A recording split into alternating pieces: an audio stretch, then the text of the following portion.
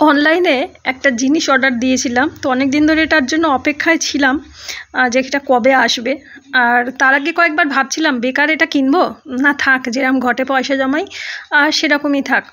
তো তারপর ভাবলাম না, কিনেই নি, মনে যেহেতু একটু ইচ্ছা হয়েছে। তো এটার বিভিন্ন রকম দামের জিনিস আছে, মানে দামের বলতে মানে এটা হচ্ছে পিগি ব্যাংক।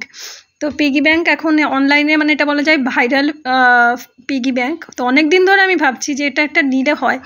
তারপর আবার ভাবছি না, বেকার টাকা পয়সা খরচা করে লাভ নেই, ঘটেই যেমন টাকা পয়সা জমায় সেরকমই জমাবো। তারপর ভাবলাম ওই যে মনে হলো তাই কিনে নিই।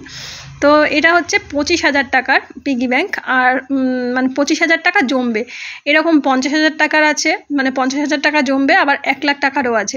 কিন্তু আমার এটাই ভালো হবে, কারণ এর মধ্যে 10 টাকা, 20 টাকা, 50 টাকা, 100 টাকা, 200 টাকা এইভাবে আমি জমাতে পারবো। যেটা 50,000 টাকারটা সেটা 500 টাকার নোটটা বেশি জমাতে হবে। তো এরকম রয়েছে, তো ওরা অনেক দিন সময় লাগবে। তো এইটা ভাবলাম টুকটাক টুকটাক আমি জমাতেই পারবো, বিশেষ করে হাজব্যান্ডের পকেট থেকে টুকটাক করে ঝেড়ে নিয়ে তো জমিয়েই দিতে পারবো। অন্য সময় কি হয়, হাতে পয়সা থাকলে এই যে জিনিসটা কিনে ফেললাম, মনে হলো অনলাইনে এটা অর্ডার দিই, ওটা অর্ডার দিই, তো এইভাবে পয়সাগুলো না খরচা হয়ে যায়। তো এখন ভাবছি না, পয়সাগুলো খরচা করব না, টুকটাক টাকা যেগুলো থাকবে সেগুলো এই পিগি ব্যাংকটার মধ্যেই ভরে নেব। আর পিগি ব্যাংক জিনিসটা মানে খুবই ভালো জিনিস, যেটা আমরা পিগি ব্যাংক বলি, যেটা আমরা লক্ষ্মী ভাণ্ডার বলি।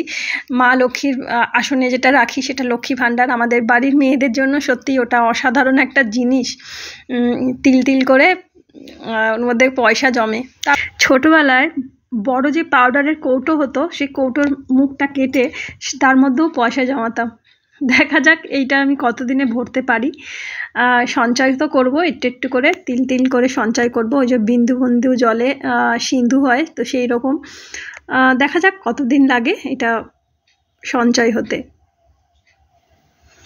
এর মধ্যে যখন আমি পয়সা জমাবো, পয়সাটা ঠিক এইভাবে বইয়ের সেলফের মধ্যে রেখে দিলে কেউ টেরই পাবে না এর মধ্যে পয়সা জমে। পয়সাটা মুখে ফেলে আর এরকম ঘুরিয়ে যদি বইয়ের সেলফের মধ্যে রেখে দিই, তাহলে মনে হবে যে বই আছে, তাই না?